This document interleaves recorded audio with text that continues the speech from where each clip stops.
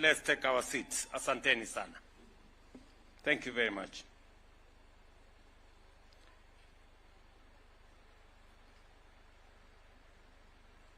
Your Excellency, Deputy President, First Lady, Minister, teachers, students, and all the participants, good afternoon.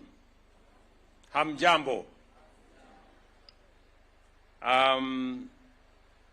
It gives me immense pleasure and joy to join you at the 97th Kenya Music Festival State Concert, where we celebrate the extraordinary talent, creativity, and cultural expression of our learners from across the nation.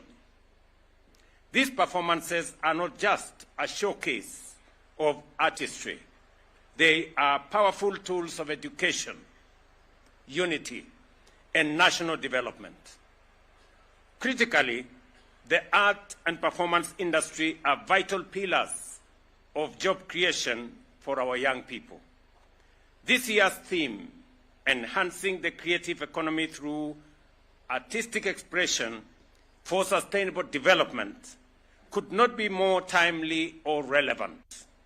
Across the world, the arts and entertainment sectors are emerging as solid sources of income and formidable new frontiers for wealth creation. Ladies and gentlemen, our creative and entertainment sector currently contributes only 5% to our GDP and only 0.25% to our total wage employment. This means we are only scratching the surface. With the right investment and policy support, this contribution can rise all the way to 30% in the very near future. The government has put in place robust policies and initiatives to promote the music and arts industry, recognizing its potential to create jobs, promote culture, foster national unity, and contribute meaningfully to our economy. When I was elected in August 2022, only 4 countries were monetized. Only 4 African countries were monetized on Facebook, and Kenya was not one of them. After determined negotiations between the government of Kenya and the top leadership of Facebook, the company honored its commitment, and today Kenya is among the select few countries whose creators are paid for their original content on the platform. We fought hard and won, and we are not stopping here. Next month, during my visit to New York for the United Nations General Assembly, I will meet leaders of major global technology companies to expand collaboration for the benefit of our creators. This includes integrating M-Pesa into Facebook's payment system to make payouts faster, easier, and more accessible. I will also be asking Google to enable Kenyans to purchase adverts via M-Pesa, a change that will benefit both creatives and micro, small, and medium enterprises selling their products online, creating a win-win situation for Kenya and for YouTube, which will enjoy more transactions on its platform.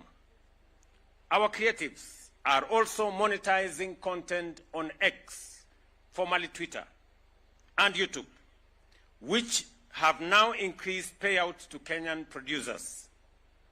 I have directed all ministries, departments, and agencies to prioritize advertising on the digital platforms to grow our digital economy, create jobs, and increase incomes for our creatives. This is the context. The more we advertise online, the higher our content is weighted, and the more our creatives will earn. We have no excuse, therefore, not to advertise online. Mr. Chairman, earlier this year, we hosted the inaugural U.S.-Kenya Creative Economy Forum. a milestone whose impact will soon be felt across the creative industry.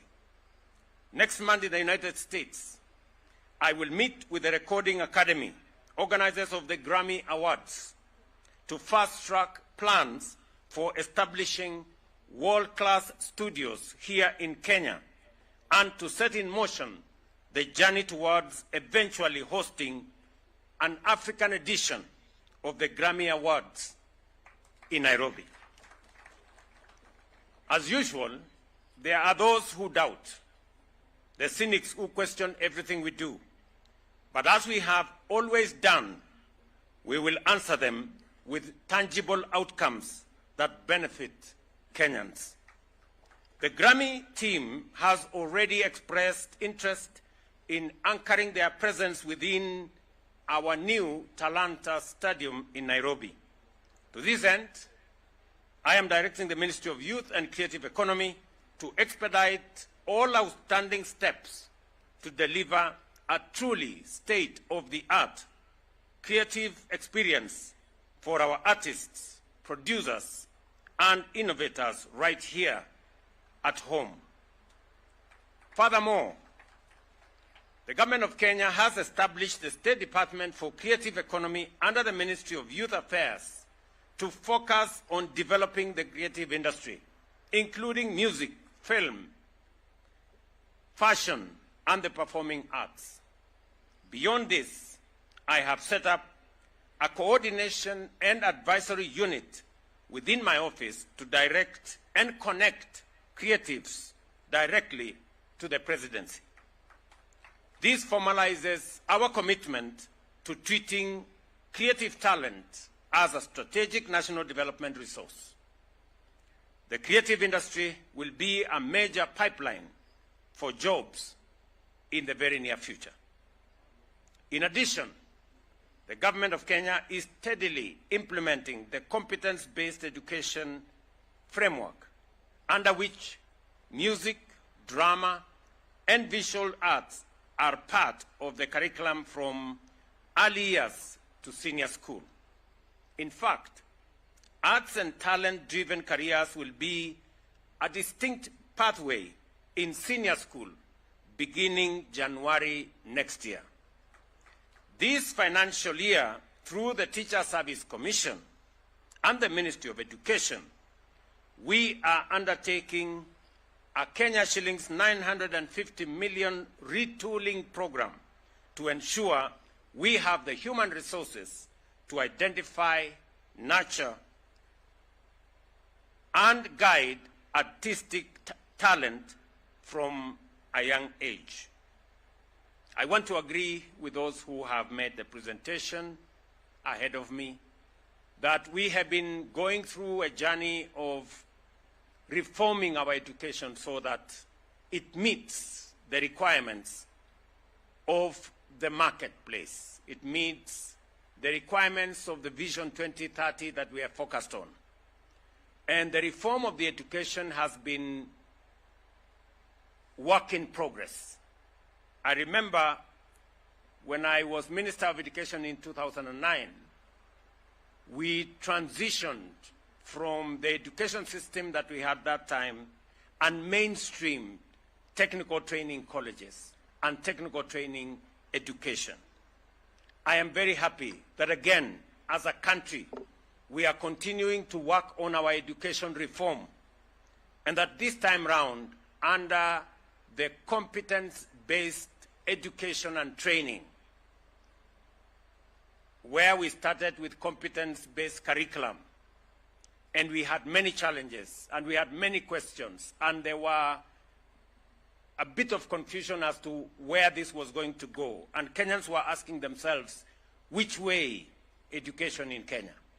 I am very proud that today, our professionals in the education sector, working with the Ministry of Education and working with the Government of Kenya, we now have a clear pathway that points to the future of our education in a meaningful and comprehensive way. That now we will have 3 pathways that is going to harness the talent and the pool of knowledge that is necessary for us to drive our education into the future. The STEM subjects are important, the social sciences are important, the arts and creatives are equally important. And that is why I've said beginning January next year, those pathways will be available for all our students so that we can grow this society in a wholesome manner. Mr. Chairman, music brings joy. I didn't, however, know, I have learned from you that when everything else stops, there will be music in heaven. I didn't know particularly that part, but now I am informed.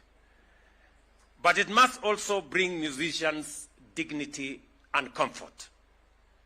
I have met musicians from various regions and genres, and their complaint is always the same. The issue of royalties has been stuck in endless cycles of debate for far too long. That we must bring to an end. The Kenya Copyright Board must now take decisive action and resolve the collective management organization standoff once and for all. I am pleased to report that Kenya Copyright Board is now enforcing the requirement of 70% of royalties to go directly to artists, and that non-compliance will lead to loss of licenses for those who are involved. I further direct the board to implement a digital royalties system on the e-citizen platform without delay, even if it requires legislative changes. We must get rid of middlemen and brokers that are earning more money than the artists themselves. We cannot postpone action on something that directly benefits the very people whose music we all celebrate. The time to act is now, and this matter must be brought to conclusion this year. Ladies and gentlemen, the black tape levy has already collected 100 million shillings, which will go directly to supporting the creative industry. I have directed the Kenya Copyright Board to finalize fair distribution guidelines in line with the recent judicial rulings. And ultimately, creatives must receive at least 70% of the proceeds from their work. The government has rehabilitated cultural centers such as the Kenya National Theatre, Bomas of Kenya, and regional hubs to provide affordable spaces for performance and training. We are exploring proposals to build additional cultural centers using funds from the housing levy. Counties are encouraged to establish creative industry hubs and to decentralize talent development. Mr. Chairman, what we have seen and heard today strengthens our conviction that our schools and learners must begin to earn from their talent and creativity. Until now, the situation has been unfair and outdated. To watch their own performances, artists have had to travel to Nairobi, select their pieces, and pay 1,000 shillings for a DVD that is their own work. Last year, I committed to create an online distribution platform for school drama and music performances. Today, as you have heard from the leadership of e-Citizen, we are keeping that promise. The platform will be live on e-Citizen, enabling students, parents, and fans to download performances instantly for less than Kenya shillings 250 shillings without having to travel to Nairobi, down from the previous 1,000. This is a bold leap forward, replacing DVDs with instant digital access and marking the first step towards building Kenya's own Netflix for local production. This initiative will enhance accessibility, promote creativity, and showcase Kenya's rich cultural heritage, both locally and globally. The Kenya National Drama and Film Festival and the Kenya Music Festival will benefit greatly as their visibility will grow, their audience will expand, and the work of our artists will reach far and beyond our borders. Art thrives when there is a strong consumer base, and not just the performers. We must take it easy to consume. We must make it easy for us to consume our own entertainment. I welcome the latest judicial decision upholding the direct payment of Skiza earnings to musicians, cutting out middlemen as the new law requires. However, we have noticed in the past that the artists end up with a short end of the stick. It is now provided in law that up to 52% should be paid to the artists, not 30%, as is the case at the moment. I challenge network providers to review their revenue splits and give a fair share to the artists whose talent drive their platform's success. I am aware that the Creative Economy Support Bill 2024 and the Culture Bill 2024 are before Parliament.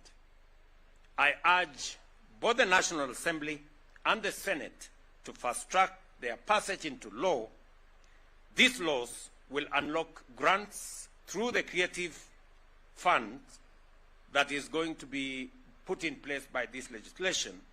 It will also provide credit guarantees, offer fiscal and tax incentives to attract major film productions, and help creatives register and defend their intellectual property, both at home and abroad. As you are all aware, we haven't benefited sufficiently from film production because the regime that has existed, the legal regime that has existed, was rigid. With these two pieces of legislation before Parliament, we intend to make it easier, we intend to make it possible for large filmmakers who currently are shooting elsewhere to shoot in Kenya. And therefore, I am asking Parliament to expedite the passage of this legislation so that our creatives here at home can become part of the film industry that is thriving globally. Let me also say that already we have the Kenya Academy of Sports. And therefore, the request that we create a pathway and we create an academy where the performers who are here, the talented performers who are here, can channel their training, can have a pathway of training and knowledge acquisition and learning that takes them to the apex. I am directing the Ministry of Education to immediately review the Kenya Academy of Sports and expand it to be the Kenya Academy of Arts, Creatives, and Sports, and provide the necessary funding so that we can begin to put in place the necessary infrastructure that will support the three pathways. Now that we have a clear pathway of arts and creatives and sports, it is equally necessary that we put in place the necessary infrastructure to support its development so that from primary school to secondary school to higher education, all the way, there must be a clear pathway and clear infrastructure to support the development of this very critical sector that has been said will speak to the soul of our nation and speak to us in ways that words and other disciplines cannot speak to us. As I conclude, I congratulate all who have performed at this state concert and urge you to remain humble, disciplined, and focused. You have a bright future if you combine talent with patience and hard work. I wish you all the very best as you join your families and enjoy the remainder of the school holidays. Asanteni sana na Mungu awabariki. Thank you very much. I must congratulate my good friend John, the guy of the violin. I had to seek the support of my daughter for me to understand what was going on, because I was a bit old-fashioned, and she had to explain to me a few things. Congratulations, John, and you are a great inspiration for the creatives. And because of you, we are going to put in the resources necessary, you and others that have performed here, including my small girl, Dana. Where is she? She's right. Oh, she's already asleep.